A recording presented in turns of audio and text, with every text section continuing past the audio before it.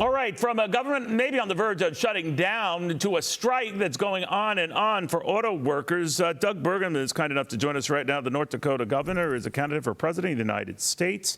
Governor, you had been discussing during the debate the administration's maybe backward role in this, and that by pushing electric vehicles and the like, they've sort of set their workers up for something not too pleasant. What did you mean?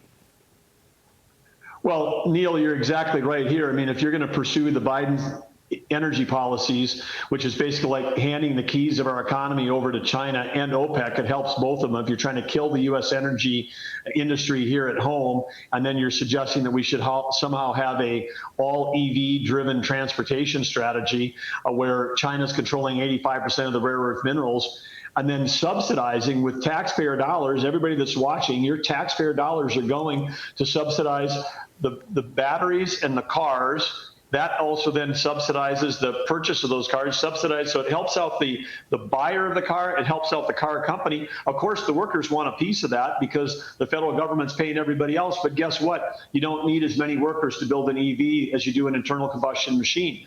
And so this is not only, it's anti-U.S. labor, it's anti-U.S. economy, and it's actually destabilizing the world. And somehow it's all under the fallacy that going to EV makes the world a world, well, do you think then, Governor, do you think these workers are underpaid, that they should get an increase? They turned down, as you know, one north of 20%. What do you think? Well, I think every worker in the country right now is feeling the crunch of the Biden inflation.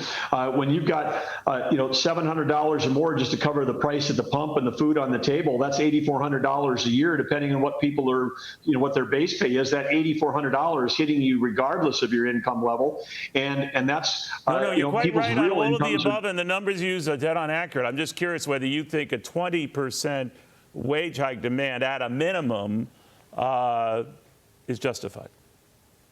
Well, they may be just holding their own. I mean, prices are up by more than 20% since Biden got into office.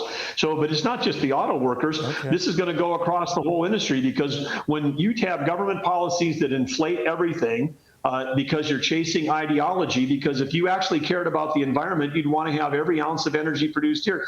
By killing internal combustion machines, you don't destroy demand for oil and gas in the world.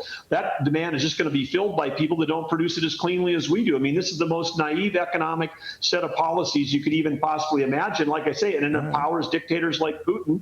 And of course, China loves it because they can get discount gas from Russia now. Okay, let me ask you something about the debate. There's a great deal of criticism about talk over, and you guys couldn't, stop that. I know it's difficult. But you went from barely getting a word in edgewise in the first debate to some say overdoing it in the second debate.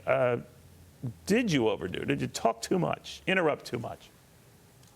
Well, I reject the interrupt. I would call it I was trying to inject myself into a conversation. When they ask a question about the economy, I'm created more jobs than everybody else on the stage, and I don't get called on. When they talk about energy, and I'm the only person leading an energy state, we produce more energy than most OPEC nations, I don't get called on. And then you go down the line, we talk about China. I'm the only guy, when I was a kid with a software company, you knew me then, Neil, 1989, I walked into a market in China, and there was our software being sold for $1 for a 5 1/4-inch floppy. I'm the only one that's known for 34 years. China's stealing all of our IP. No, I don't Governor, get called on I did know you're private secretary, and what you did and built was amazing. You're an incredible guy. Does it bug you that you have all this gravitas, all these credentials, and now people focus on you? He's the next guy who's going to leave. He's the next guy who's going to have to step out of the race. Does that bug you? Well, I think the narrative, let's go back to Theodore Roosevelt. Theodore Roosevelt in the early 1900s has helped establish presidential primaries to take the hands out of the party bosses. So it shouldn't be a set of RNC rules and a network that decide whether the field gets narrowed. It's the voters in Iowa and New Hampshire. No, I understand that, but he came to office. He came to presidency through the assassination of a president, President McKinley.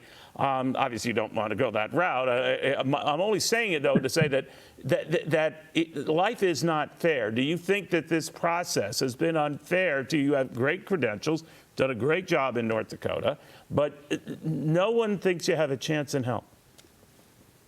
Well, I don't think that. I think I got a great shot, Neil, because if you start on June 7th of this year, granted nobody knew me, but now we're ahead of two of the other guys on stage. We're ahead of one in Iowa, the other one in New Hampshire. If you're in the top 5 running for the presidency of the United States of America after 3 months, I call that a great start. I don't call that no chance. And I've been told this my whole life. I was told you couldn't build a global tech company in North Dakota. I was told I couldn't win for governor in North Dakota. Competition is good for the American people, and the ideas we have on energy, economy, national security need to be heard. That's the discussion we should be having, and we're going to keep having it. And the voters in New Hampshire and Iowa are going to get to decide who they want to move forward to the next primaries. You know, I know we all have short attention spans today, Governor. I guess I'm guilty of that as well. The media puts enormous pressure on you guys. But another theory that's come up after these 2 debates is that maybe we need a way to cut the mic on you guys when you're talking to a bunch. No offense to you, or one of those Austin Powers little drop shoots, where if you say too much, you're no longer on the stage. What do you think of that people have kicked that around? Well, I think if you had the ability to stop the mic, there'd be more time to talk on policies. Guys, you wouldn't have to be trying to inject, because if you're going to talk about the economy, energy, national security, again, I'm the only one that's got troops at the border down there that fly in helicopter missions, but you don't get called on about the border. So if you want to have more talk on policy and less crosstalk, then control the mics. It's been done in the past. Got it. Governor, always an honor to have you. Thank you for taking the time. Likewise, Neil. Always good to be with you. All right. That's Governor Doug Burgum. Hey, Sean Hannity here. Hey, click here to subscribe to Fox News YouTube page and catch our hottest interviews and most compelling analysis. You will not get it anywhere else.